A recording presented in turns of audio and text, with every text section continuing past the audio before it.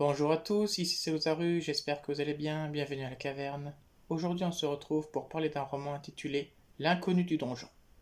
Premier tome de la série Garin Troussebeuf, il a été écrit par Evelyne Brizou-Pellen, une auteure qui s'est spécialisée dans les romans historiques pour la jeunesse. Publié en 1997, il compte 194 pages et est disponible chez Folio. Allez, prêt à faire un petit tour au Moyen-Âge?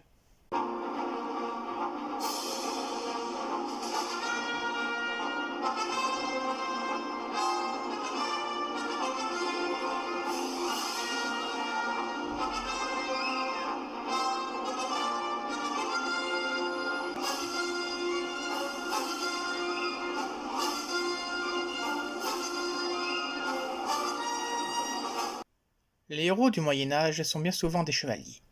Cela est encore plus vrai aux yeux des enfants. Pourtant, même dans cette époque pétrie de violence, ils ne sont pas les seuls à pouvoir vivre des aventures et à voyager. C'est ainsi qu'Evelyn Brizou-Pellen a décidé de se lancer dans une série jeunesse nommée Guérin-Troussebeuf qui raconte non pas les péripéties d'un soldat, mais celles d'un jeune scribe. L'histoire se passe en 1354 en pleine guerre de Cent Ans. Le duché de Bretagne est déchiré entre deux parties depuis de nombreuses années. Les Anglais soutiennent Jean de Montfort et les Français Jeanne de Penthièvre. Enfant d'une famille nombreuse, Garin est âgé d'environ 12 ans. Afin de fuir la tyrannie d'un père impossible, il a quitté sa famille très tôt pour voyager le long des routes.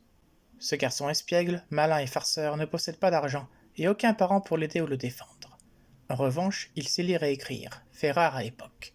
C'est donc en tant que scribe itinérant qu'il espère gagner sa vie ou tout du moins survivre dans une époque particulièrement dangereuse. Cela commence plutôt mal. Par une nuit d'avril, Garin se retrouve accidentellement pris au beau milieu d'une bataille entre Anglais et Français. Fait prisonnier par ces derniers au château de Montmuran, il parvient cependant vite à prouver son innocence dans cette affaire. Et sa présence tombe finalement bien. Puisque personne ne semble maîtriser la calligraphie dans les environs, le seigneur Bertrand du Guesclin le charge de rédiger un inventaire complet du Castel pendant son absence. Notre jeune scribe est très heureux d'avoir trouvé du travail, mais rapidement, il s'intéresse davantage aux habitants du château plutôt qu'à ses biens matériels. Par exemple, qui est ce mystérieux prisonnier qui se dit amnésique et chante sans cesse la même chanson dans sa cellule? Quels sont les pouvoirs du chancelier Simon, un vieux mage vivant reclus dans une tour qui se prétend astrologue? Ou bien encore, quelle est la vraie nature de la famille seigneuriale censée gouverner les lieux? Mais la curiosité est un vilain défaut. Et lorsque le prisonnier s'échappe et que deux hommes du château sont retrouvés morts, les soupçons se tournent sur Garin. En effet, par son statut d'étranger et sa manie à fouiner partout, le garçon est un suspect idéal. De plus, des Anglais rôdent à tout moment, et il pourrait bien attaquer d'un jour à l'autre la forteresse qui ne contient pas assez de soldats pour la défendre. Je m'arrête là pour laisser planer le suspense. Mêlant secret de famille et complot politique dans un contexte historique bien réel, ce roman est plutôt pas mal.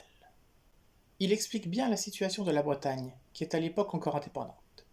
Elle ne sera rattachée au royaume de France qu'au XVe siècle, soit plus de 100 ans plus tard.